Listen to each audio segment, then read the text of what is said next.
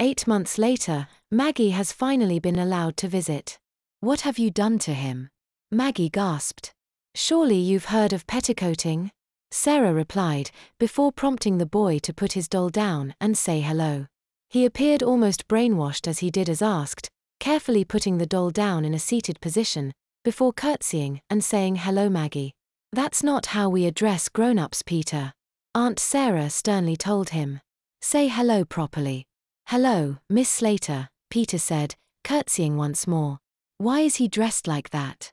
Maggie exclaimed. Sarah reiterated that he's been petticoated, and this is how petticoated boys dress. "But he's not even wearing a dress."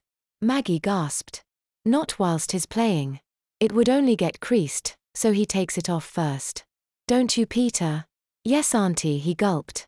"Do you need to see Nanny about your nappy?" "No, Auntie." "Are you sure?" "Yes, Auntie." "Well, put your dress back on. Playtime's over for today." "Yes, Auntie."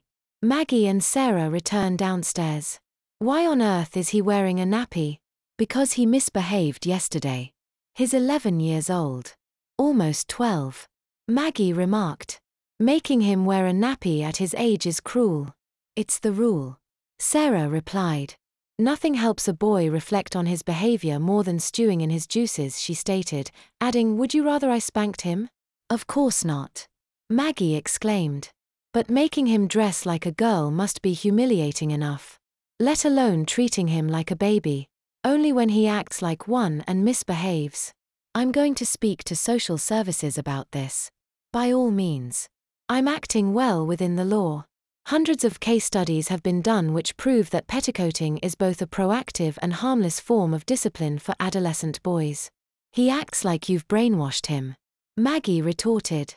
"He's merely learned some manners. Manners that he didn't have when you brought him to me. You took him from me." Maggie spat. "His father would be beside himself if he was here." "His father isn't here. The boy is being raised as I, his legal guardian, sees fit." "And what about school?" Maggie asked. "He doesn't dress like that at school, does he?" "I felt it best to have him home-schooled," Sarah informed her. "A governess comes every day during term time. You needn't worry about his education." "I'm worried about everything," Maggie replied. "What you're doing is inhumane," she stated. "Now I understand why you wouldn't let me visit," she said as the sound of footsteps drew her attention. Click. Clack. Click. Clack. Click. Clack. The slow, regular sound of a solid heel on a hardwood floor seemed to go on for an age before the boy appeared in the doorway.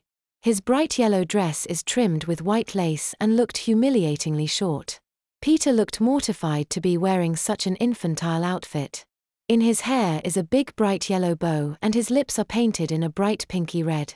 Maggie gulps as her eyes drop to his feet, black patent Mary Jane shoes and a pair of lace-trimmed ankle socks. He stands absolutely to attention, with his hands behind his back, and Maggie can tell that he's not in the least bit happy here.